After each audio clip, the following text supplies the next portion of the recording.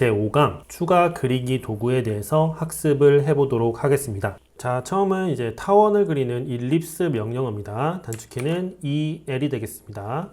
자, 노란색으로 표시되어 있지 않은 이 부분 같은 경우는 좀 빠르게 설명을 하고 넘어가도록 하겠습니다. 타원은요, 기본적으로 4분점 3개를 연속으로 입력함으로써 타원을 그리실 수가 있는데요. 제일 먼저 끝점과 끝점을 이렇게 순차적으로 클릭을 해서요, 타원의 전체적인 길이를 결정을 해주고요. 요 선에서부터 세 번째 4분점 여기와 이루는 길이 값을 정의해 줌으로써 배가 얼마만큼 이렇게 튀어나갔는지 요거를 정의해 주게 되는 겁니다. 자, 한번 그려보도록 할게요. EL 명령어 주시고요. 타원의 첫 번째 축의 끝점 먼저 지정하시고 타원의 두 번째 끝점 지정해 주시고요. 얼마만큼 배가 볼록하게 튀어나갔는지 세 번째 타원의 4분점을 클릭해 주시면 되는 겁니다. 수치값을 입력함으로써도 모든 점을 찍어 주실 수가 있겠죠. EL 스페이스바 눌러 주시고요. 첫 번째 기준점은 찍어 주셔야 될 것 같고요. 그리고 옆으로 똑바로 이렇게 선을 놓고요. 600이라는 전체 길이 값을 입력해 주도록 할게요. 엔터 치시고요. 얼마만큼 볼록한지도 마찬가지로 수치값 150이라는 값을 입력함으로써 그리실 수가 있게 되는 겁니다. 자, 그리고 타원에서 중심점을 먼저 지정할 수도 있는데요. EL 쳐주시고요. 옵션에 보시게 되면 여기 중심을 입력하도록 옵션이 하나 있는 게 보이실 거예요. 자, 중심 옵션 클릭하시고 이제는 먼저 중간 요 중심을 클릭해 주시고요. 그리고 축의 한쪽 끝점을 지정하신 다음에 마찬가지 얼마만큼 볼록한지 요 점을 찍음으로써 타원을 입력해 주실 수가 있는 겁니다. 네, 다음 명령어 같은 경우는 해치입니다. 영역을 무늬로 채우는 명령어가 되겠고요. 단축키는 H 누르시고 스페이스바 누르시게 되면은 명령이 실행이 되게 됩니다. 자, 말 그대로 해치는요, 닫힌 영역이 이렇게 존재할 때 이 영역 안을 내가 선택한, 내가 넣고자 하는 무늬로 채워줄 수 있는 그런 명령어가 되겠고요. 이 해치 무늬를 채우기 위해서 한 가지 조건이 있는데요. 반드시 모두 다 닫힌 영역으로 이렇게 형성이 되어 있어야 되고요. 예를 들어서 조금이라도 선이 만나지 않고 이렇게 뚫려 있는 부분이 있을 때, 이럴 때는 이 영역 안에 해치를 집어넣으실 수가 없게 됩니다. 예를 들어서 선이 이렇게 삐져나가거나 했을 때는 상관이 없어요. 지금 이렇게 닫힌 영역으로 여기 닫혀 있잖아요. 선이 여기서 만나고 있기 때문에 요거는 닫힌 영역으로 봐서 해치가 이렇게 들어가게 될 겁니다. 이게 열려 있으면 안 되는 겁니다. 이렇게. 근데 제가 건축에서 해치 패턴으로 많이 사용되는 이 패턴 몇 가지를 여기다 이렇게 넣어 놨거든요. 하나씩 1번부터 해치 명령어를 이용해서 쭉 한번 해보도록 하겠습니다. 자, 첫 번째 이 영역 안에 ANSI 31이라는 패턴을 스케일 값 5로 넣어주라고 이렇게 되어 있는 거예요. 자, 해치 명령어 수행해 보도록 할게요. H 눌러주시고요. 해치 명령어를 이렇게 딱 주시게 되면 여기 위에 리본 메뉴가요, 요 해치 작성 옵션으로 바로 변하게 되는 것을 확인하실 수가 있어요. 제일 왼쪽에 보시면 여기 선택점이라는 게 보이실 거예요. 이 선택점이라는 것은요, 내가 닫힌 영역 안에 커서를 이렇게 가져가게 되면은요, 이 닫힌 영역을 이 오토캐드 프로그램이 자동으로 인식을 해서 이 영역을 바로 잡아주게 됩니다. 이게 바로 선택점을 이용해서 해치 패턴을 추가해주는 가장 기본적인 옵션이 되겠습니다. 그 옆에 여기 선택 같은 경우는요, 선택을 눌러볼까요? 객체를 선택함으로써, 그러니까 폴리라인으로 이루어져 있어야겠죠. 폴리라인으로 이루어진 닫힌 도형을 객체 선택함으로써 해치 패턴을 넣어줄 수 있는 게 두 번째 옵션이 되겠습니다. 자, 기본적인 옵션, 여기 점 선택 옵션으로 다시 한번 넣어 보도록 할게요. 해치 명령을 주시고요. 선택점, 선택 해 주시고요. 내가 닫힌 영역 안에 커서를 딱 가져가시면 패턴이 들어가게 되는 겁니다. 이 상태에서 우리 안시 30일이라는 패턴을 찾아 주셔야 되는데요. 여기 패턴 부분을 보시게 되면 여기 세 번째 부분에 안시 30일이 바로 클릭해 주시고 여기 영역 안에 다시 한번 커서를 가져가시면은요. 이제 45도로 빗살 무늬의 패턴이 들어가게 되고요. 자, 스케일 값을 5로 지정하라고 나왔네요. 이 스케일 값은요, 바로 여기 있습니다. 이게 바로 해치 패턴 축척 스케일 값이 되는 거고요. 이 값을 5로 이렇게 지정하시게 되면 이제 이 빗살 무늬의 간격이 5배 키워져서 조금 더 넓게 빗살 무늬가 들어가는 것을 확인하실 수가 있습니다. 자, 이 상태에서 클릭 하시고 해치 패턴이 잘 들어갔는지 확인하시고 명령 종료 스페이스바 눌러주시면 되는 겁니다. 자, 빠르게 아래 거 2개 해보도록 할게요. 해치 안시 30일 그대로고요. 스케일은 10이네요. 10 여기 각도 값은 90도로 입력하라고 나왔네요. 여기 위에 보시면 각도 값 입력을 해 주실 수가 있는데요. 이 숫자 0 부분을 클릭해 주시고 90도라고 입력하고 엔터 치시면 되는 겁니다. 자, 설정이 끝났으니까 이제 영역 안에서 클릭을 해주시고 스페이스바를 눌러주시면 해치 패턴이 들어가게 되는 겁니다. 자, 요거 같은 경우는 스케일은 10 동일하고요. 각도는 45도로 하라고 나와 있네요. 해치 스페이스바 해치 패턴을 넣고 나서 패턴이나 각도나 스케일 값 모두 다 추후에 수정하실 수가 있습니다. 한번 해볼게요. 먼저 패턴을 집어넣고 명령 종료 하도록 하겠습니다. 지금 패턴을 작성을 한 상태에서 이 작성한 해치 패턴을 클릭할 수가 있거든요. 자, 클릭을 하시게 되면 다시 한번 이 해치 편집기 창 리본 옵션이 바뀌게 되면서 스케일 값이나 각도, 패턴도 얼마든지 해치를 작성한 후에 수정하실 수가 있는 겁니다. 지금은 각도를 45도로 바꾸라고 했으니까 이 90도로 되어 있는 거를요 45도라고 입력하고 엔터를 치시게 되면 이렇게 바로 수정이 되게 되고요.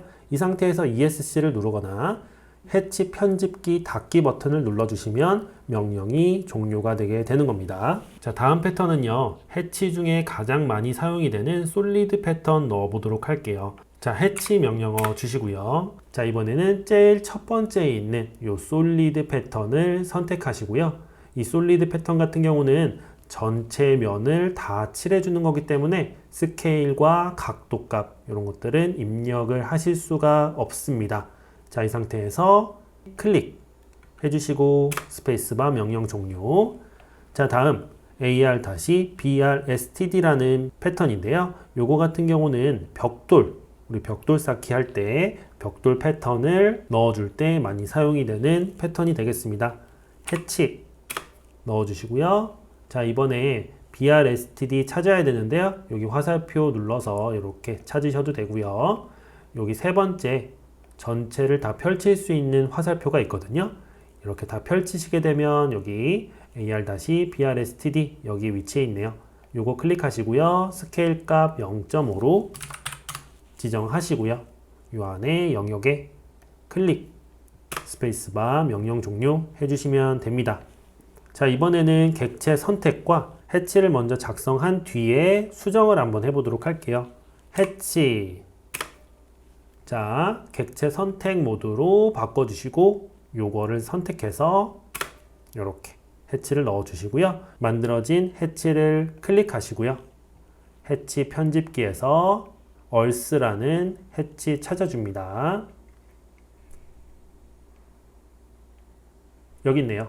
요거는 우리 대지 표현, 단면도에서 땅에 묻힌 부분 같은 데를 표현할 때 요 얼스 패턴이 많이 사용이 됩니다. 스케일은 10이네요. 10. 다음 같은 경우는 건축에서 잔디나 식재 표현에 사용되는 글라스. 요 해치 패턴을 넣어보도록 할게요. 해치. 찾아주도록 하겠습니다. 알파벳 순이기 때문에 여기 있네요. 글라스. 선택점으로 바꿔주시고 영역 안에 집어넣어 주시고요. 자, 스케일 값 1로 바꿔주도록 하겠습니다. 자, 다음은 안시 37 넣어보도록 할게요. 해치 전체 화살표 열어주신 다음에 안시 37번 선택해 주시고요. 스케일은 10이니까 10이라고 입력하시고 선택 영역 안에 클릭 해주시게 되면 안시 31 패턴 들어가게 됩니다. 요거 같은 경우는 단열재, 우리 건축에서 단열재 표현에 사용이 되는 패턴이 되겠습니다. 해치 넣어주시고요. 우리 AR-콘크리트 찾아주도록 하겠습니다. 여기 있네요. 클릭해 주시고 스케일 값은 0.7이기 때문에 0.7로 변경하신 다음에 이 안에 영역에서 클릭해 주시게 되면 콘크리트 무늬, 콘크리트 재료 표현이 되게 되는 겁니다. 지금 요 세 개 같은 경우는요, 사용자 정의 패턴, 유저 디파인 패턴이라 그래서 정해진 패턴이 아니라 수직, 수평으로 이루어진 패턴을 우리가 임의로 넣어 줄 수가 있거든요. 자, 바로 한번 해보도록 하겠습니다. 해치 명령어 동일하게 주시고요. 우리가 이제는 이 패턴을 선택하는 것이 아니라요, 여기에 있는 패턴, 이 패턴 부분을 사용자 정의로 바꿔주셔야 됩니다. 자, 사용자 정의 선택하시고요. 수평선으로 이루어진 사용자 정의 패턴이 기본적으로 선택이 되게 되고요. 우리 여기 스케일 값 넣어서 사용자 정의 패턴 작성해 보도록 할게요. 10 엔터 치시고요. 여기다가 넣어주도록 하겠습니다. 스페이스바. 그러면 이렇게 수평선으로 이루어진 사용자 정의 패턴이 들어가게 되는데, 여러분 이 패턴에서 여러분 아셔야 될 것은 이 스케일 값이 의미하는 것에 대해서 알고 계셔야 돼요. 지금 우리가 스케일 값을 10으로 입력했잖아요. 이 10이라는 거는요, 10mm를 의미합니다. 실제 사이즈를 의미해요. 실제 사이즈. 그래서 지금 여기 선이 쭉쭉쭉쭉 가 있는데 이 선과 선 사이가 얼마예요? 간격이 10mm로 결정해줘라 하는 게 스케일을 10으로 주게 되는 겁니다. 자, 그러면 우리가 실제 간격 100으로 만약에 지정을 한다 했을 때는 스케일 값을 100으로 입력해 주셔야 되는 거예요. 자, 두 번째 거 해볼게요. 해치 스페이스바 넣어주시고요. 유저 디파인 그대로 정의가 되어 있네요. 이번에는 간격을 20으로 지정을 하고요. 각도는 90도로 지정을 하라고 나와 있네요. 90도 입력하고. 자, 그렇게 되면 이제는 수평으로 이렇게 간격 10이 아니라요, 수직으로 이루어진 간격 20짜리 패턴이 들어가게 되겠죠. 명령 종료 스페이스바. 자, 마지막 해볼게요. 자, 마지막 같은 경우는 여기 더블이라고 되어 있습니다. 더블은 수평선과 수직선 둘 다 작성하는 게 더블 옵션이거든요. 해치 스페이스바 명령어 주시고요. 자, 여기 더블 옵션을 활성화 시키시기 위해서는요, 여기 특성이라고 되어 있는 화살표를 내릴 수 있는 부분이 있습니다. 자, 이 부분 클릭하시게 되면요, 추가적인 옵션이 이렇게 튀어나오게 되는데, 여기에서 우리 이중이라고 되어 있는 부분 있죠. 이 이중이라고 되어 있는 부분을 클릭하시게 되면은요, 자, 이제는 우리가 어때요? 수직선과 수평으로 이루어진 패턴이 들어가게 되는 겁니다.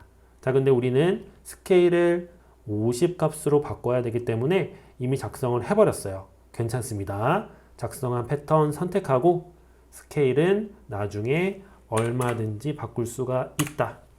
이렇게 바꿔주시면 되는 겁니다. 자, 마지막 해치에서 한 가지 주의해야 될 사항에 대해서만 설명을 드리도록 할게요. 내가 해치를 넣고자 하는 영역이요.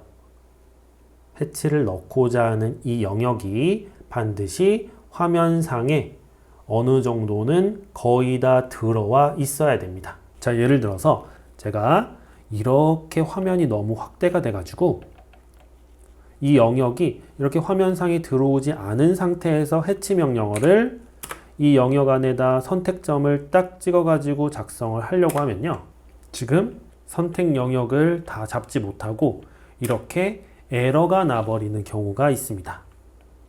그렇기 때문에 반드시 내가 그리고자 하는 해치의 영역이 이렇게 화면상에 이렇게 다 들어온 상태에서 해치 명령어 영역 안에 이렇게 집어넣으셔야지 해치가 잘 동작한다는 것, 이것도 꼭 반드시 알아두셔야 됩니다. 네, 다음 명령어는 점을 찍어주는 포인트 명령어가 되겠고요. 단축키는 P5 누르시면 됩니다. 바로 한번 해볼게요. P5 누르시고요. 스페이스바 누르시고요. 내가 점을 찍을 어느 의미의 위치에 그냥 클릭만 해주시면 이렇게 점이 찍히게 됩니다. 다시 한번 스페이스바 클릭, 스페이스바 클릭, 스페이스바 클릭 누르시면 되는 겁니다. 제가 이 아래쪽에 DDP 타입이라는 이 단축키도 제가 적어 놓았는데요. 이 DDP 타입 명령어를 통해서요. 이 오토캐드에서 점을 표시해주는 스타일을 바꿔줄 수가 있어요. 내가 예를 들어서 이 십자 모양으로 점 스타일을 변경하겠다 하시고 확인을 누르시면은요. 이제는 찍힌 점들이 십자선으로 표현이 되는 것을 확인하실 수가 있습니다. 다음 명령어 같은 경우는요. 어떠한 객체를 일정한 간격으로 나누어 줄 때 사용할 수 있는 단축키가 되겠습니다.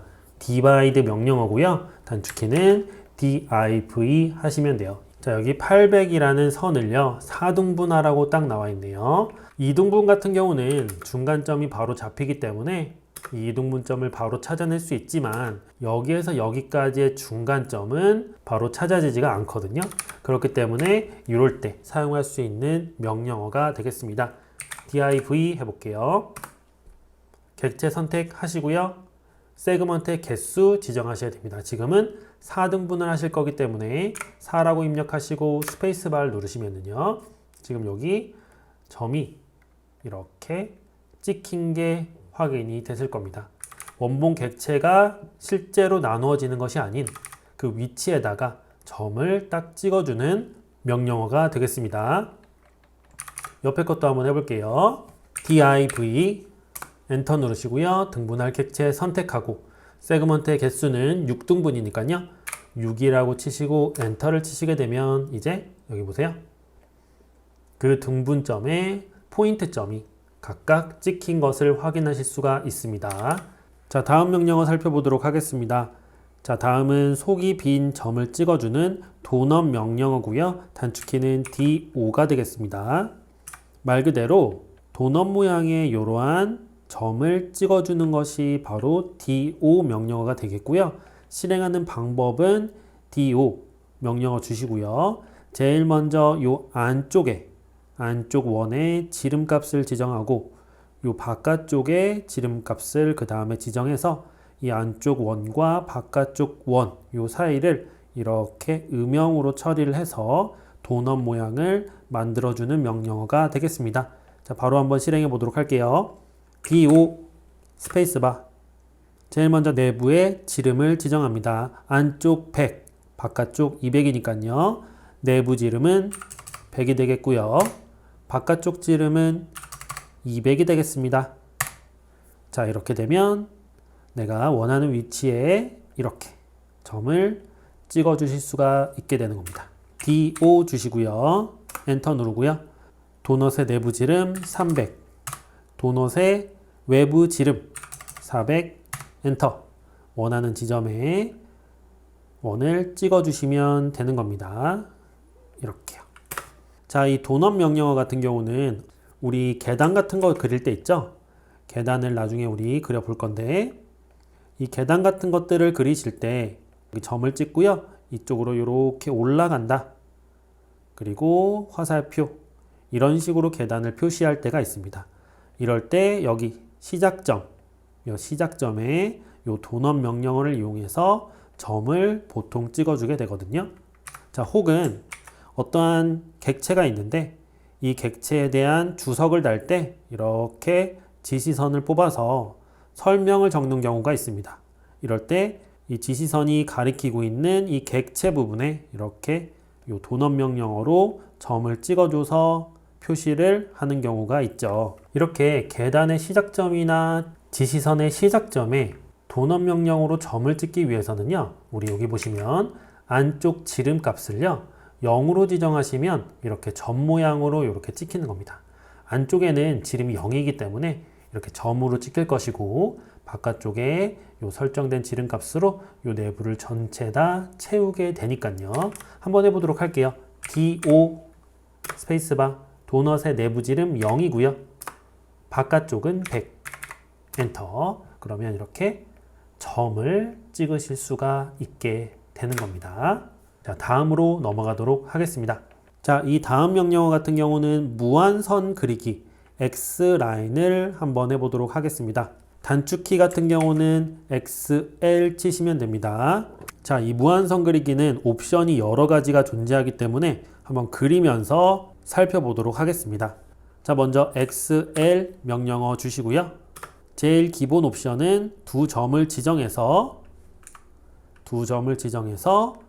이 두 점을 잇는 선이 아니라 요 바깥쪽으로 무한대로 뻗어나가는 무한선을 이렇게 그려주실 수 있는 게 가장 기본적인 옵션이 되겠습니다. 자, 여기에서 두 번째 점을 찍는 대로 클릭, 명령 종료 스페이스바 눌러주시면 되는 거고요. 자, 그 다음 X라인 스페이스바 눌러주시고요. 자, 여기 옵션 보면은요, 수평입니다. 수평. 말 그대로 이 옵션을 누르시게 되면 내가 클릭하는 위치에 수평으로 이루어진 무한선을 그리실 수가 있게 되는 겁니다. X라인 다음 옵션 눌러볼게요. 다음 옵션은 수직입니다. V네요. V 스페이스바, 말 그대로 수직으로 무한대로 뻗어나가는 점을 그리시게 되는 거죠. 이렇게. 자, 다음입니다. X라인 엔터 누르시고요. 그 다음 옵션은 각도 옵션이 되겠습니다. 이 각도 옵션은 우리가 특정한 각도 값을 입력을 해서 그 각도 방향으로 뻗어나가는 무한선을 그려줄 수 있는 거겠죠. 한번 눌러볼게요. 클릭. 자, 그러면 각도 값을 입력하라고 이렇게 아래쪽에 표시가 되는 게 보이실 거예요. 자, 우리 60도 한번 입력해 볼까요? 60도 엔터. 그러면 이제 이쪽 방향으로부터 60도 각도의 무한선을 이렇게 그려주실 수가 있게 되는 겁니다. 클릭, 클릭, 클릭, 클릭, 클릭, 클릭. 무한선 그려졌습니다. 자, 그 다음은 이등분 옵션인데요. 이 이등분 옵션 같은 경우는 각도를 이등분하는 무한선을 뽑아내준 옵션이 되겠습니다. 자, 해볼게요. X라인 엔터, 이등분 클릭. 이제 각도 값을 입력하셔야 되는데요. 각도가 시작되는 시작점, 중심점을 먼저 클릭해 주시고 기준각도를 입력하신 다음에, 그리고 내가 입력할 각도를 예를 들어서 90도로 이렇게 입력을 하시게 되면 어때요? 내가 여기를 중심점으로 시작점을 여기로 찍고 이 시작점으로부터 여기 두 번째 점을 여기 상에 찍었더니 90도 각도를 2등분해주는 무한선을 이렇게 뽑아내주는 옵션이 되겠습니다. 자, 다음 옵션 살펴보도록 하겠습니다. X라인 스페이스바 눌러주시고요. 그 다음은 간격 띄우기 옵션이 되겠습니다. 클릭해 주시고 간격 띄우기 마찬가지로 거리값 먼저 입력이 돼야 됩니다. 300으로 입력해 보도록 하겠습니다. 스페이스바 선 선택하시고요. 방향을 이쪽으로 지정하고 클릭, 방향을 이쪽으로 지정하고 클릭, 방향을 이쪽으로 지정해서 클릭 해주시면은 요 선에 300 간격으로 무한선이 쭉쭉쭉 뽑아지는 것을 확인하실 수가 있어요. 이렇게 무한선 그리기에는 5가지 옵션이 존재한다. 이 중에 제일 많이 사용되는 건 뭘까요? 바로 각도 입력으로 무한선을 그려주는 요 A 옵션을 가장 많이 사용하게 됩니다. 예, 다음으로 살펴볼 명령어는요, 다중선을 그리는 M라인 명령어, 단축키 ML에 대해서 살펴보는 시간을 가져보도록 할게요. 이 다중선 그리는 옵션 같은 경우는요, 일단 기본적으로 선을 그리는 방법과 완전히 그리는 방법이 동일합니다. 다만 선은 이렇게 한 줄을 그리게 되는데, 다중선 그리기 같은 경우는 내가 선을 첫 번째 점, 두 번째 점을 이렇게 그리게 되면 이 그리는 이 기준에 따라서 두 줄이 그려지거나 여러 줄이 그려질 수 있는 그런 도구가 바로 다중선 그리기 명령어가 되겠습니다. 이 다중선 그리기 옵션 같은 경우는 주로 이제 건축에서는 벽체 선을 그릴 때 주로 사용이 되거든요. 이렇게 중심선이 존재합니다. 중심선이 존재할 때 이 중심선을 따라서 선을 이렇게 그리게 되면 이 ml 명령어를 이용하게 되면 벽체에 두 줄 선이 이렇게 한 번에 그려지게 되니까 상당히 편리하게 두 줄을 한 번에 그리실 수가 있는 옵션이 되겠습니다. 자, ml 명령어 주시고요.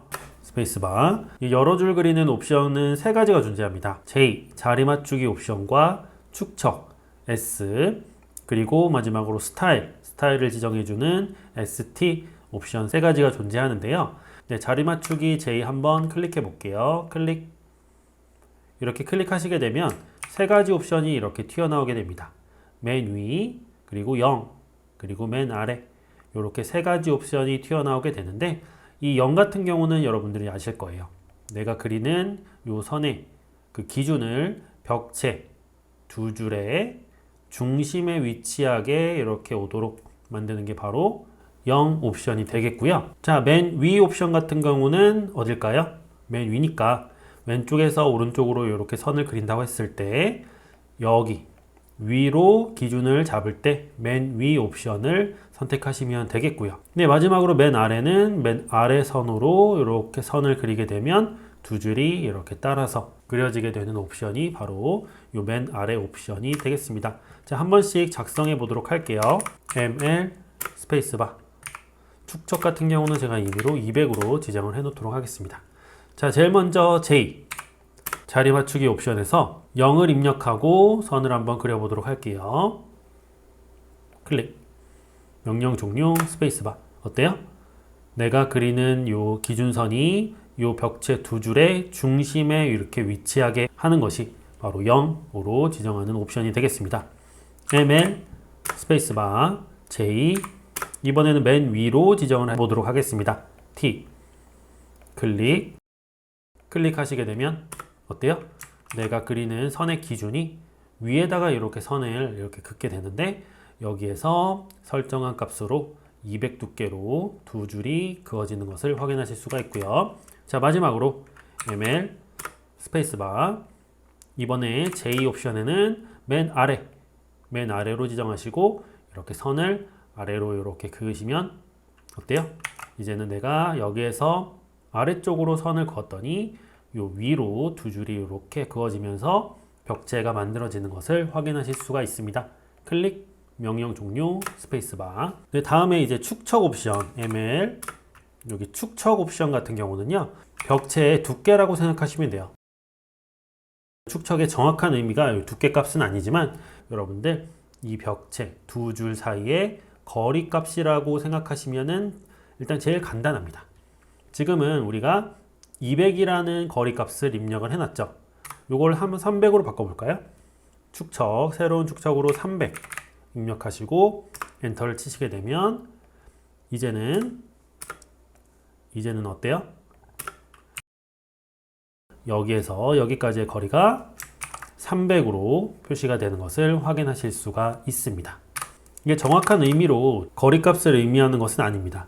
하지만 이 ml이라는 명령어를 사용하실 때 이 축척과 이 자리 맞추기만 이용하시면은 내가 원하는 두께로 두 줄을 이렇게 그으실 수 있다. 이렇게 여러분들 알고 계시면은 제일 간단하게 다중선 그리기 명령어를 사용하실 수가 있을 겁니다.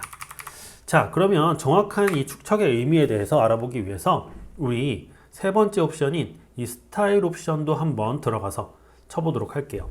ml 스페이스바. 이번에는 스타일 옵션입니다. 스타일 옵션을 딱 지정하시면 스타일을 입력하라고 나옵니다. 우리 기본적으로 만들어진 스탠다드 스타일 외에 지금 현재는 새롭게 지정된 아무런 스타일이 없어요. 그렇기 때문에 이 다중선을 입력할 수 있는 새로운 스타일을 만들어 주셔야 되는데, 그건 어디서 만드냐? ml style ml 스타일이라는 명령어로 딱 들어가시면요, 지금 현재는 스탠다드 스타일 하나밖에 존재하지 않지만 이 새로 만들기 버튼을 이용해서 여러 줄 스타일을 여러 가지를 추가하실 수가 있습니다. 자, 한번 추가해서 만들어 보도록 할게요. 새로 만들기 클릭. 뭐라고 할까요? 베이직 월이라고 해볼까요? 계속 뭐 설명 입력할 수 있고 여기 끝부분 처리를 어떻게 하는지 이렇게 정해줄 수가 있는데 제일 중요한 거는 요 선의 간격을 띄워주는 요게 제일 중요합니다.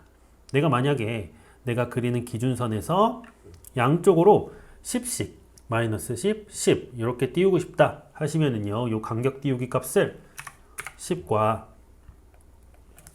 마이너스 10으로 이렇게 입력하시고 확인을 눌러주시면 이제는 이 베이직 월은 요 두 선의 간격이 내가 그리는 기준선에서 10씩 떨어져 있으니까 20이 될 거예요. 자, 베이직 월을 현재로 설정하고 다시 한번 지정해 보도록 할게요. ML 스페이스바. 이제는 스타일이 베이직 월로 잘 들어가 있는 게 보이실 거예요. 자, 자리 맞추기 J를 0으로 지정할게요. 그리고 축척 S는요. 뭐 5로 해볼까요? 5 스페이스바. 그러면 아까 스탠다드 스타일에서 우리 축척 값은 벽체의 두께 값이었는데 지금 이 베이직 월에서 지금 현재 축척 값은 5로 설정을 했단 말이에요. 어떤 결과가 일어나는지 한번 살펴보도록 할게요. 선을 이렇게 그렸습니다. 우리 베이직 월은 우리 기준선에서 양쪽으로 10씩 이렇게 튀어나가는 두께 20짜리로 이렇게 설정을 했었잖아요. 두께 한번 재볼게요. 여기에서 여기까지 두께를 확인해 봤더니 어때요? 지금 결과값은 100으로 나왔습니다. 그러니까 이 축척 S를 5로 지정함으로써 벽체 두께가 100이 된 겁니다.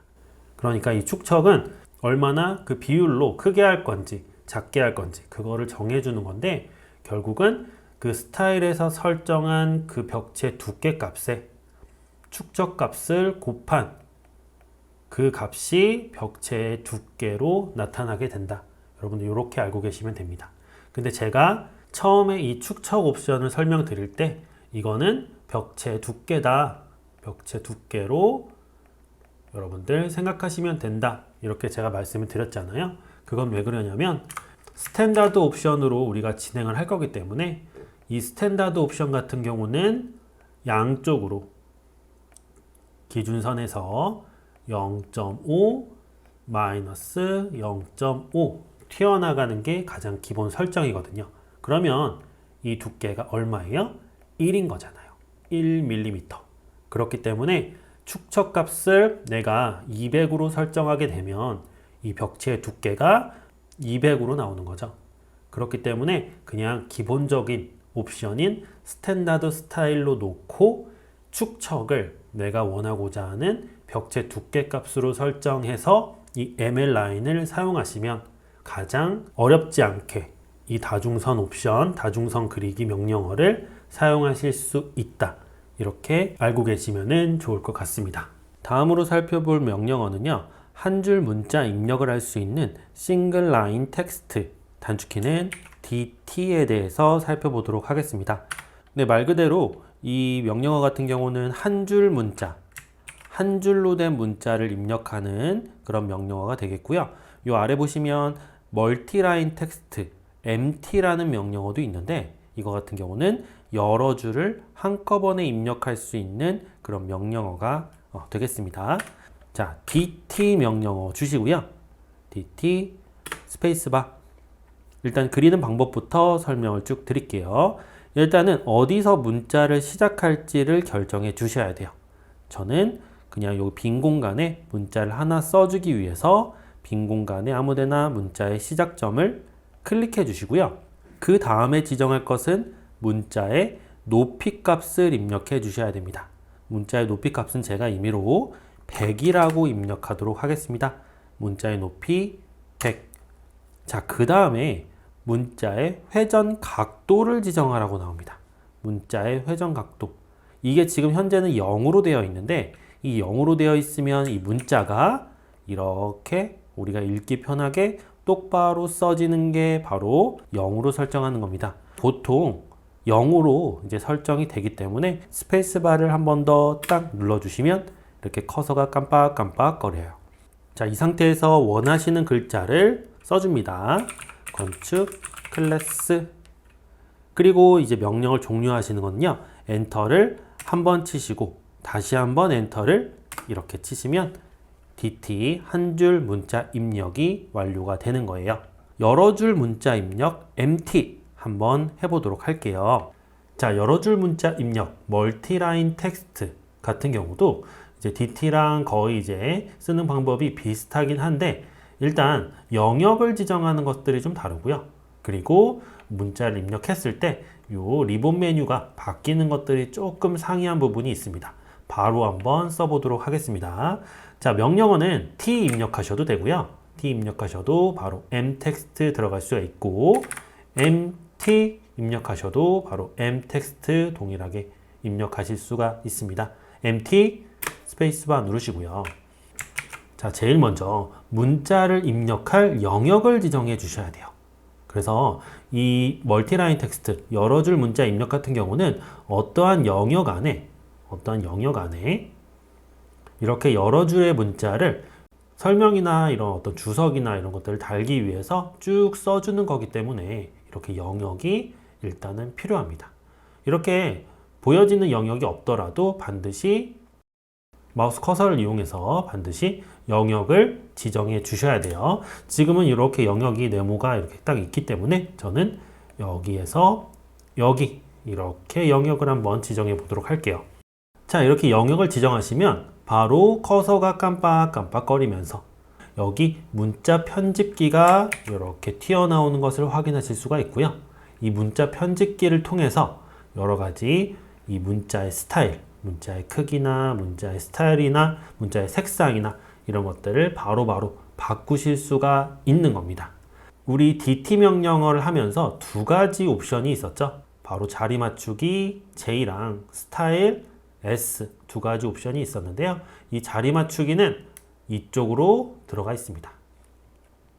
자, 그리고 스타일은 여기에서 컨트롤 하실 수가 있어요. 그래서 이 MT 여러 줄 문자 입력이 더 많은 옵션들을 가지고 더 문자에 여러 가지 효과를 더 많이 줄 수 있는 게 바로 이 여러 줄 문자 입력이 되겠습니다. 자, 우리 자리 맞추기를 통해서 이 영역 안에, 내가 설정한 이 영역 안에 중간 중심에 문자가 위치하도록 제가 한번 자리 맞추기를 바꿔보도록 할게요. 자, 자리 맞추기에서 저는 중간 중심에 클릭. 안녕하세요. 반갑습니다. 건축 클래스.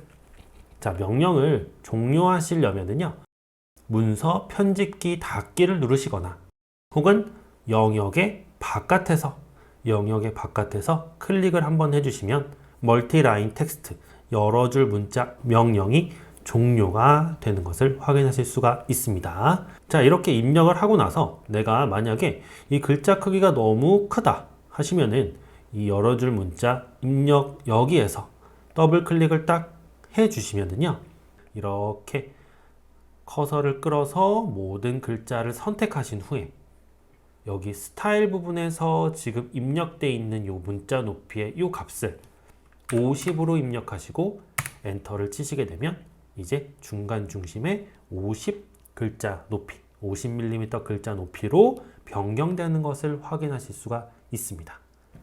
네, 문자 쓰기의 마지막 글꼴을 편집하는 텍스트 스타일을 새롭게 지정하는 명령어 ST에 대해서 한번 살펴보도록 하겠습니다. 원하는 글자 스타일을 내가 지정해 놓고 사용할 수 있게 만드는 거예요. ST 스타일 명령어 쳐주시고요. 지금 현재 스타일은 스탠다드라는 스타일이 지정이 되어 있고요. 지금 스탠다드 스타일 같은 경우는 글꼴은 맑은 고딕이 지금 사용이 되고 있는 거고요. 지금 이 글꼴 자체들이 전부 다 맑은 고딕체가 되겠습니다. 자, 그리고 이 높이 같은 경우는 내가 100 높이로 문자를 쓰고 싶다, 혹은 50 높이로 바꾸고 싶다 200으로 쓰고 싶다. 이렇게 여러 가지 옵션을 내가 선택해서 사용할 수 있게 하시려면은 여기 스타일 설정에서 높이 값을 0으로 지정해 주셔야 돼요. 이 높이 값이 만약에 특정 높이 값으로 이렇게 지정이 되어 있다면 이제 이 스타일을 사용할 때 글자가 쓰여지는 모든 글자는 내가 특정한 값으로 설정한 높이 값으로만 나오게 되어 있습니다. 그래서 요거는 보통 0으로 놓고 스타일을 지정해서 사용하시면 되고요. 그때그때 내가 바로바로 문자의 크기는 변경할 수 있도록 이렇게 0으로 설정하시면 되겠습니다. 나머지 같은 경우도 이제 있는데요. 이런 것들이 보통 이제 잘 사용되지 않기 때문에 요거는 그냥 글꼴과 이 높이 값이 0으로 되어 있는지 두 가지 사항만 보고 여러분들이 설정해 주시면 될 것 같아요. 자, 건축에서 많이 사용되는 문자 스타일은요, 우리 고딕 계열이 많이 사용이 되고 있습니다. 이 문자 스타일을 지정하실 때는 보통 이 글꼴 이름이 사용되는 게 보통이에요. 자, 이쪽에 새로 만들기 누르셔서 나눔 고딕이라고 이름을 붙일게요. 스타일 이름을 확인 눌러주시고 요 나눔 고딕 설정에서 글꼴체를 나눔 고딕으로 이렇게 바꿔주셔야겠죠. 나눔 고딕 클릭. 높이는 0으로 지정해 주시고요. 글꼴 스타일은 굵게 이렇게 지정하실 수 있는데 요거는 그냥 보통으로 놓고 나오시면 되겠습니다. 글자를 바로 한번 써봐야겠죠. DT부터 입력해 볼게요. 자, 여기 스타일을 바꿔주시려면 요 S 눌러주셔야겠죠. S 스타일 변경 스페이스바. 자, 지금 현재는 HY 경고딕으로 되어 있는데요. 요거를 나눔 고딕으로 제가 한번 바꿔보도록 하겠습니다. 제가 스타일 이름을 나눔 고딕이라고 변경을 했었잖아요. 나눔 고딕이라고 치시고 엔터를 치시게 되면 지금 현재 문자 스타일이 바로 변경이 되지 않아요. 이거를 그냥 명령을 한번 종료를 하셨다가 다시 한번 DT 명령어 쳐서 들어가시게 되면 이제 어때요? 나눔 고딕이라는 문자 스타일로 지금 이렇게 변경이 된 거를 확인하실 수가 있습니다. 자, 이제 글자를 똑같이 써주시면 됩니다. 자리 맞추기로 왼쪽으로 지정을 하도록 할게요. 클릭. 문자의 높이 100으로 지정하고 각도는 90으로 되어 있네요. 0으로 다시 한번 지정하고요. 건축 클래스 엔터 치시게 되면 지금 요 글자 써지는 요 글자는 맑은 고딕 스탠다드 스타일이 아니라 나눔 고딕 스타일, 우리가 새롭게 정의한 나눔 고딕 스타일로 이렇게 글자가 써지는 것을 확인하실 수가 있습니다. 스타일 설정까지 우리가 알아봤고요.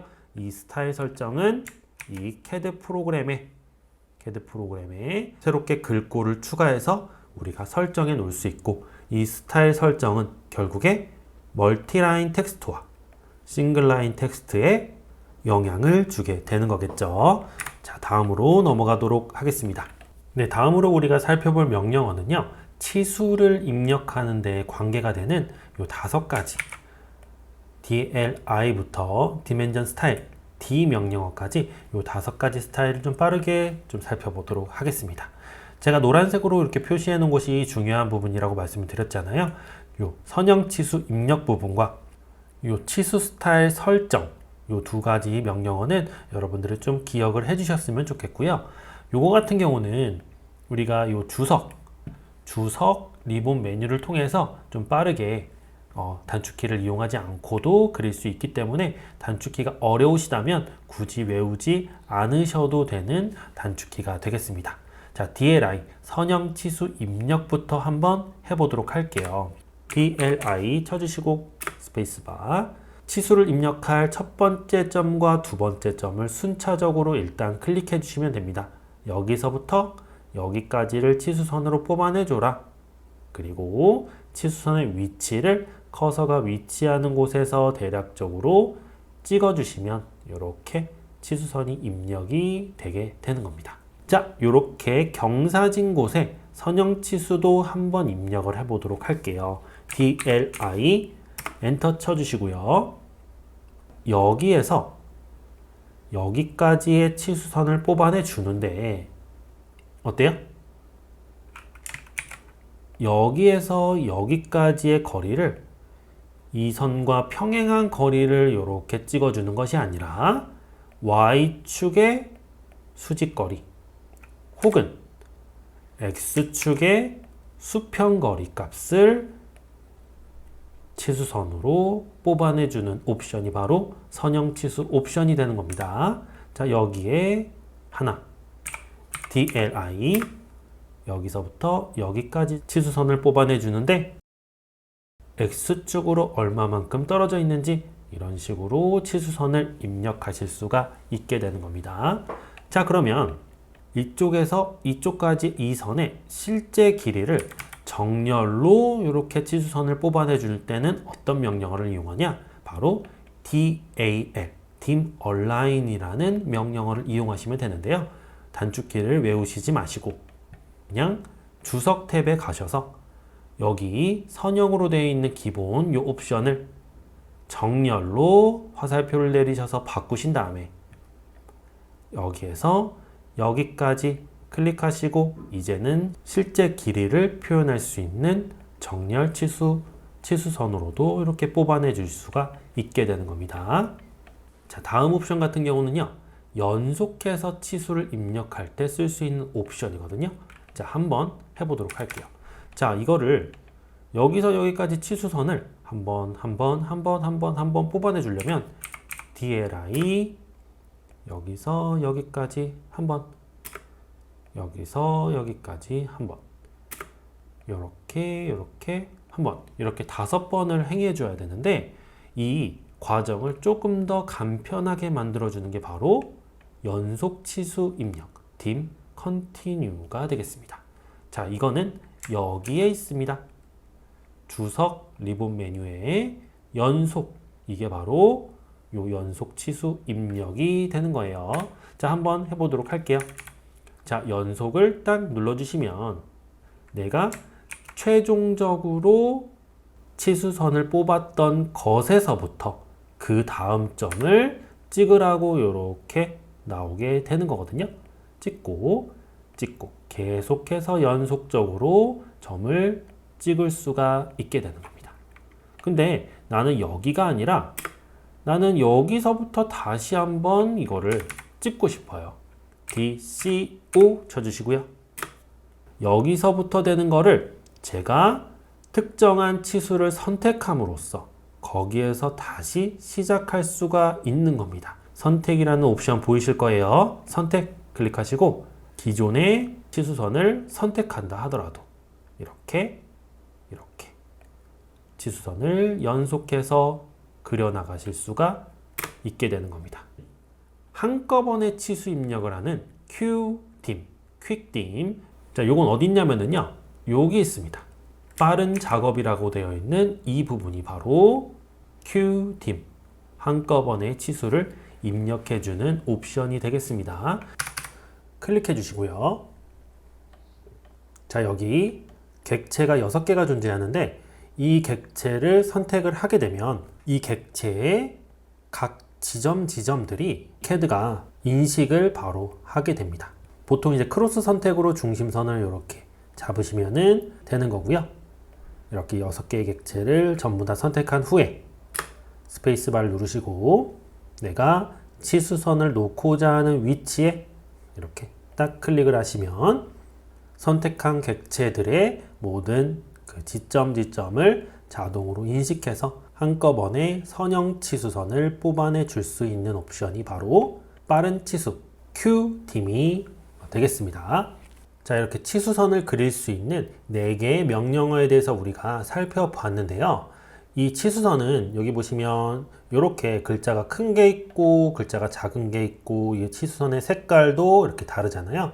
이런 식으로 여러 가지 치수선의 스타일을 미리 정해놓고 우리가 그 스타일을 입력해 줄 수가 있는데 그 치수 스타일을 설정해주는 명령어는 디멘전 스타일이라는 명령어가 되겠고요. 단축키는 D가 되겠습니다. 자, D 스페이스바 딱 눌러 보시면요. 여기 지금 현재 이 프로젝트에 들어있는 5가지 치수 스타일이 이렇게 보여지게 되는 거고요. 이 ISO-25와 스탠다드 이 주석, 요 세 가지 치수 스타일 같은 경우는 우리 처음 새로 만들기로 템플릿을 선택할 때 오토캐드 iso.dwt 템플릿 파일을 건축에서는 사용한다라고 1강에서 말씀을 드렸잖아요. 이 템플릿을 선택해서 시작하게 되면 자동으로 이 치수 스타일 3개는 지정이 돼서 나오게 되고요. 이 라지와 스몰은 제가 이 프로젝트 안에서 새롭게 만든 치수 스타일 2개가 되겠습니다.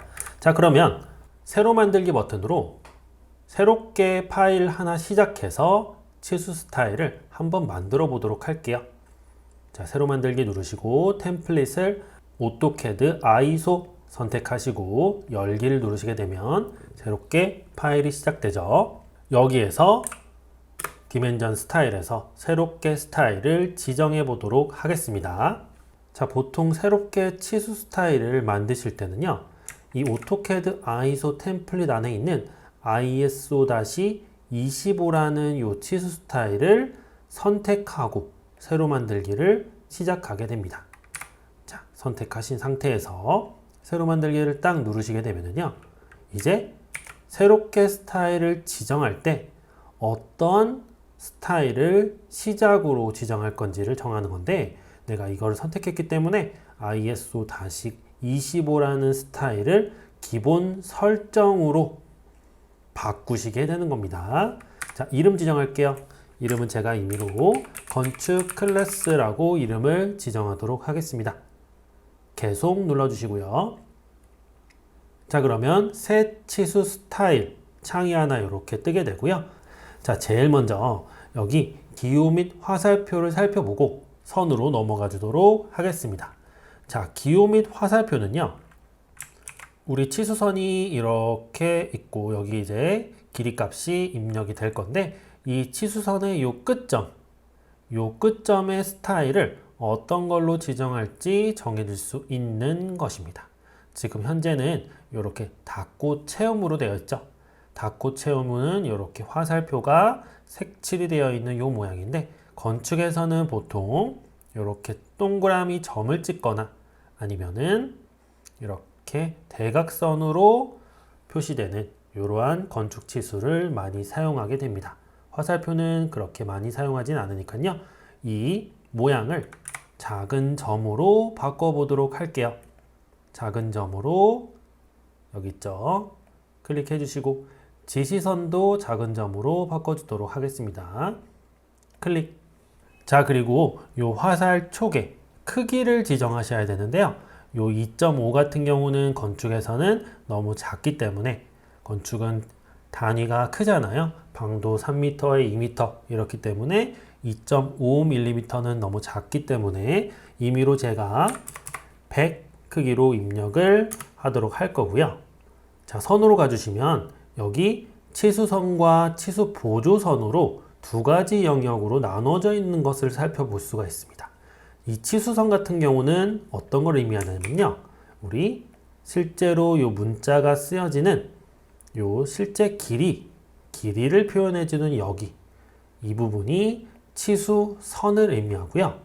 치수 보조선 같은 경우는 위치를 표현해주는, 내가 어디서부터 어디까지 치수선을 찍었는지 위치를 표현해주는 요 두 개의 양쪽의 선이 치수 보조선을 의미하는 것입니다. 자, 치수선에서 색상을 임의로 지정할 수가 있겠고요. 선 종류, 뭐 점선으로 한다든지 1.쇄선으로 한다든지 그런 것들을 지정해 줄 수 있는 칸이고, 선 가중치 같은 경우는 요 치수선의 두께를 결정해 줄 수 있는 것이고요. 요 눈금 너머로 연장 같은 경우는 지금 여기에 있는 눈금에서 얼마만큼 치수 보조선 바깥으로 튀어나가는지 이 거리를 입력해 줄 수가 있게 되는 겁니다. 자, 그리고 치수 보조선도 마찬가지 색상, 그리고 선의 종류, 그리고 선의 두께를 지정해 줄 수가 있겠고요. 여기 치수선 너머로 연장 부분이 있는데, 이 치수선 너머로 연장은 이 보조선이 이렇게 오다가 치수선에서 만난 후에 얼마만큼 위로 튀어나가는 이 거리 값이 바로 요 값이 되는 겁니다. 자, 요거 같은 경우는 저는 보통 요 기호 및 화살표 크기에서 3분의 1 정도로 사용을 하거든요. 저는 요거를 35 정도로 동일하게 튀어나갈 수 있도록 요 숫자는 맞춰주시는 게 좋습니다. 자, 마지막으로 원점에서 간격 띄우기라는 것이 있는데요. 이 원점에서 간격 띄우기는 치수선이 이렇게 그려질 때 내가 특정한 객체를 찍고 뽑아내주죠. 그때 요 찍는 위치에서 이 보조선이 시작되는 이 거리 값을 정해줄 수 있는 거거든요. 요거는 보통 요 숫자랑 동일하게 맞춰주시면 될 것 같습니다. 전 동일하게 35라고 입력해 보도록 하겠습니다. 자, 그러면 두 개의 설정은 끝이 난 거고요. 이제 문자로 넘어가도록 할게요. 자, 문자로 넘어가시면 제일 먼저 문자의 스타일을 지정할 수가 있는데요. 스타일은 명령어 st 스타일 명령어를 통해서 지정해 놓은 그 스타일 목록에서 선택을 해주시면은 이 건축 클래스라는 치수 스타일에 입력이 되는 거고요. 문자 색상 지정할 수 있고, 그리고 요 배경, 음영을 지정할 수가 있고요. 보통 사용하지 않겠죠. 그리고 문자 높이 같은 경우는 기호 및 화살표의 크기랑 맞춰주시면 됩니다. 이거 아까 100으로 입력했었죠. 100으로 이렇게 입력하도록 하겠습니다. 그리고 문자 배치가 있는데요. 요 수직, 수평, 뷰 방향 요거는 그대로 놔두시고요. 치수선에서 간격 띄우기는 이 치수선에서 문자를 얼마만큼 띄울 건지를 결정하는 건데 살짝 띄워질 수 있도록 한 5 정도로 표현을 해 보도록 하겠습니다.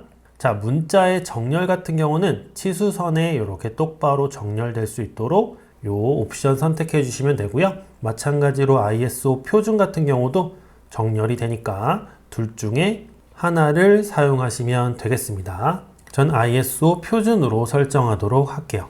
자, 다음 맞춤으로 넘어가 주시고요. 요 맞춤 옵션에서 우리가 살펴볼 것은 항상 치수 보조선 사이에 문자 유지 요거를 체크해 주셔야 됩니다. 우리가 치수선이 이렇게 간격이 좁을 때 간격은 좁은데 문자는 크게 되면 이 문자가 이 치수선의 바깥으로 이렇게 삐져나가게 되겠죠. 근데 이 옵션을 선택하지 않으면 이게 바깥에 이렇게 글자가 써지게 돼요.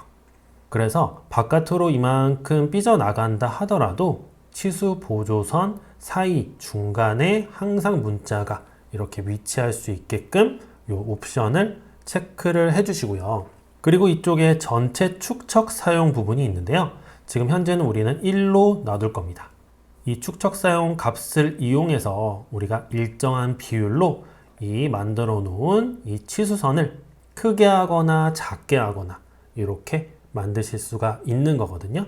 이거는 건축 클래스 스타일을 다 만들고 두 번째 스타일을 만들 때 한번 써보도록 하겠습니다.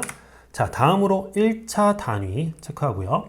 넘어가 주시고요. 건축에서는요, 이 소수자리는 사용이 되지 않기 때문에 윈도우즈 바탕화면 많이 사용되니까 이걸로 넣어 주시고요. 정밀도는 소수점 없이 0으로 설정해 주시면 되는 겁니다. 나머지 것들은 신경 안 쓰셔도 될 것 같고요. 다 만드셨으면 확인을 눌러서 건축 클래스 이 스타일을 현재로 설정하고 닫기 누르고 나와주도록 할게요. 자, 임의로 제가 이렇게 모양을 몇 개를 이렇게 만들어 보도록 하겠습니다. 자, 요걸 이용해서 우리가 이 새로운 치수 스타일로 한번 치수선을 뽑아내 주도록 할게요.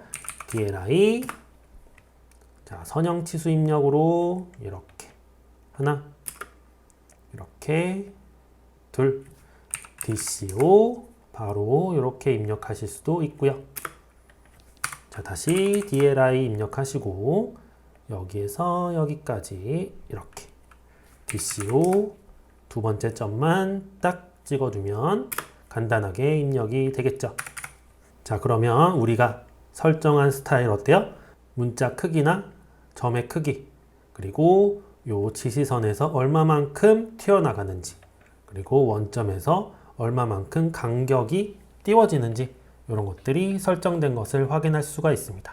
근데 저는 이 문자가 좀 작은 것 같아서 이 건축 클래스 치수 스타일을 하나 놔두고 큰 문자를 가진 두 번째 치수 스타일을 만들어 보도록 할 건데요.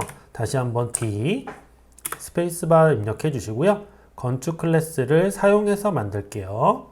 클릭된 상태에서 새로 만들기. 건축 클래스 곱하기 2라고 한번 해볼까요? 계속 눌러주시고, 자, 근데 여기서 이걸 200 이렇게 하기가 너무 힘들잖아요. 그러니까 그냥 맞춤해서 전체 축척을 2배로 해라.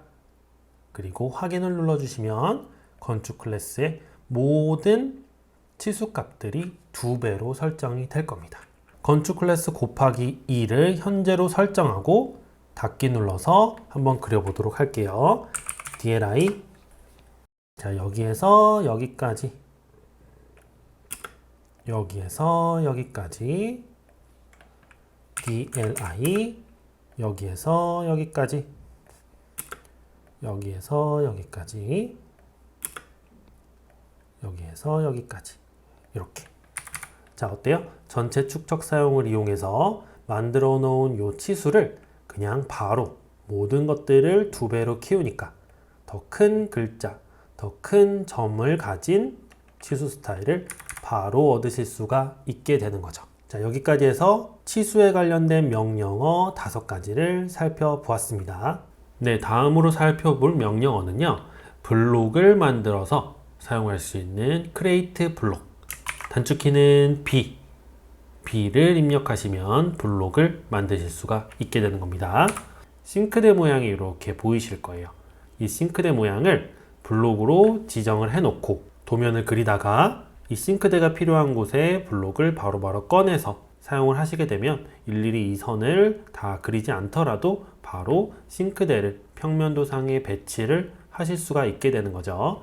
바로 한번 블록을 만들어 보도록 하겠습니다. 단축키 B 눌러주시고요. 스페이스바 눌러주도록 할게요.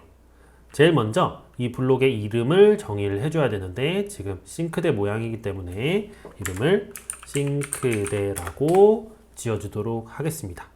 자, 두 번째로 요 기준점을 이렇게 정해 주셔야 되는데요. 이 기준점은 삽입의 기준이 되는 바로 점이 되겠습니다. 내가 이 블록, 만들어진 이 블록을 도면에 삽입하고자 할 때 커서를 찍는 삽입의 기준점 위치가 되겠습니다. 선택점 클릭. 그럼 다시 한번 이렇게 작업 공간상으로 이렇게 들어오게 되고요. 기준점은 보통 요 왼쪽 아랫부분이나 여기 중간 부분, 아래의 중간 부분 이렇게 찍게 되거든요. 편하신 위치에 기준점을 삽입해 주시고요. 자, 삽입을 하셨으면 이제 어떠한 객체를 선택해서 블록으로 지정할 건지 객체를 선택해 주셔야 됩니다. 자, 여기 객체 선택 버튼 클릭해 주시고요. 내가 하나의 그룹으로 만들 블록으로 지정할 객체들만 이렇게 선택해 주셔야 됩니다. 다 선택이 되셨으면은 스페이스바를 눌러서 선택 종료를 해주시고요. 자, 이렇게 설정하시면 기본적인 블록 설정이 끝이 나는 거고요. 여기서 확인을 눌러서 나오시게 되면 이제 어때요? 이제 하나하나 각각의 객체로 인식이 되는 것이 아니라 이 싱크대는 하나의 객체로, 블록 객체로 이렇게 인식이 되는 것을 확인하실 수가 있습니다. 라이트 블록, 그러니까 W 블록이라는 명령어가 있는데 이 W 블록 같은 경우는 내가 블록을 만들 때 이 블록을 다른 프로젝트에서도 쉽게 접근해서 사용할 수 있도록 파일로 블록을 저장해 놓기 위해서 하는 명령어가 되겠습니다. W 블록 입력해 주시고요. 마찬가지 이 기준점 있죠? 기준점을 지정을 해 주셔야 되고요. 객체 입력해 주셔야 되고요. 자, 그리고 아까는 이 프로젝트 안에서 그냥 이름을 지정을 했는데 이번에는 파일을 저장하는 거기 때문에 파일의 경로가 필요하고요. 이 파일의 이름이 필요하게 되는 거죠. 그래서 여기 땡땡땡을 눌러서 저는 바탕 화면에다가 이 블록을 싱크대라고 이름을 붙이고 저장을 하시게 되면, 그리고 확인 누르면 이 파일을 현재로서는 이 프로젝트 안에서는 블록으로 지정되지 않지만 바탕화면으로 한번 이동해 보도록 하겠습니다. 자, 여기 바탕화면에 저장을 했더니, 자, 이 싱크대라고 이름을 붙인 이 블록이 하나 파일로 따로 분리돼서 저장된 걸 확인하실 수가 있고요. 더블 클릭해서 들어가시면 이제 이 싱크대 파일이 이렇게 들어있는 것을 보실 수가 있습니다. 만들어 놓은 블록을 어디에서 확인할 수 있고 어떻게 삽입하는지를 우리가 알아야겠죠. 만들어진 블록을 삽입하는 명령어는요, 바로 블록 삽입, 인서트, 단축키는 I가 되겠습니다. I. 자, 제일 먼저 지금 우리가 처음으로 만든 이 싱크대 블록을 한번 내가 원하는 위치에 삽입을 한번 해보도록 할게요. 자, I 눌러주시고 스페이스바 눌러주시고요. 자, 그렇게 되면 우리가 정의해 놓은 이 싱크대라는 현재 프로젝트 안에 있는 싱크대 블록이 딱 보이는 게 확인이 되실 거고요. 그리고 최근에 사용한 블록들을 이 오토캐드가 기억을 해서 이렇게 보여주는 것이고요. 내가 만약에 즐겨찾기로 블록을 저장해 놓고 사용을 한다 했을 때는 그 목록이 보여지게 될 거죠. 자, 현재 도면 만든 이 싱크대를 삽입하기 위해서는요, 여기 내가 넣고자 하는 블록 위에서 더블 클릭을 딱 해주시면은 이렇게 내가 기준점으로 지정한 그 지점이 커서를 따라다니면서 어디에다 위치시킬지를 결정할 수 있게 되는 겁니다. 클릭, 한 번 더 더블 클릭, 클릭. 어디든 싱크대를 바로바로 배치하실 수가 있게 되는 거죠. 이 W 블록으로 만든 블록을 가지고 들어오는 것을 한번 해보도록 할게요. 자, 이렇게 외부 파일로 만든 블록을 가지고 들어올 때는, 자, 마찬가지로 I, insert 명령어 주시고요. 여기에 있는 현재 도면의 블록으로 삽입할 도면을 지정할 수 있는 파일 탐색합니다. 눌러주시고 내가 가지고 들어올 W 블록으로 지정한 요 평면도 요 블록을 열기 눌러주시면 내가 원하는 위치에다가 이렇게 클릭함으로써 블록이 들어가질 수 있게 되는 겁니다. 현재 도면에 새로운 블록으로 저장된 게 딱 보이실 거예요. 자, 마지막으로 안 쓰는 객체, 레이어, 블록 등등을 소거할 수 있는 퍼지 명령어에 대해서 알아보도록 할게요. 단축키는 PU 눌러주시면 되고요. 이것은 우리가 도면의 용량을 획기적으로 줄일 수 있는 그런 단축키가 되겠습니다. 내가 여러 가지 블록을 막 만들어 놨는데 이 블록 때문에 이 현재 프로젝트가 용량이 커질 수가 있거든요. 그래서 프로젝트를 좀 깔끔하게 관리를 하고 필요 없는 것들을 좀 소거해서 파일의 용량을 줄이고 프로젝트 관리를 용이하게 하기 위해서 사용하는 명령어가 바로 퍼지가 되겠습니다. 자, 그렇게 하기 위해서 우리 블록을 좀 소거해 볼 건데요. 블록. 일단은 이 작업 공간상에서 블록을 다 없애 보도록 할게요. 지금 요게 블록이고 요것도 블록이고 요것도 블록이잖아요. 이 세 개의 블록을 익스플로드로 깨게 되면 이제 이거는 더 이상 블록이 아닌 객체가 되는 거죠. 만약에 어떠한 객체가 블록으로 이렇게 남아있으면, 하나라도 이렇게 남아있으면 절대로 소거 명령어를 통해서 이 싱크대 블록을 이 프로젝트 안에서 제거하실 수가 없습니다. 자, 바로 한번 해보도록 할게요. PU 스페이스바 눌러주시고요. 자, 우리는 블록을 지워줄 거예요. 그래서 여기 플러스 표시를 이 블록 부분에서 딱 눌러보시면 지금 현재 소거 가능한 항목이 딱 나오면서 내가 소거할 항목을 이렇게 체크를 한 뒤에 선택한 항목 소거를 눌러주시면 평면도를 이 프로젝트에서 소거하려고 합니다. 없애려고 합니다. 어떻게 하시겠습니까? 이 항목 속어를 딱 눌러주시면 그리고 닫기 눌러서 나와보도록 할게요. 자, 그러면 여기 인서트 명령어에 현재 도면에 W 블록으로 지정한 평면도라는 블록이 사라지는 것을 확인하실 수가 있습니다. 자, 보통 이 퍼지 명령어를 이용해서 도면의 용량을 그냥 확 줄여버리고 싶다 하실 때는 모든 항목 속어 이렇게 체크를 하신 후에 요 모두 속어 버튼을 누르시면 이제 도면의 용량이 획기적으로 줄어들게 될 거예요. 지금 현재는 속어 가능한 항목이 아무것도 없기 때문에 활성화가 되어 있지 않은 것입니다. 자, 닫기 눌러서 명령을 종료해 주도록 하겠습니다.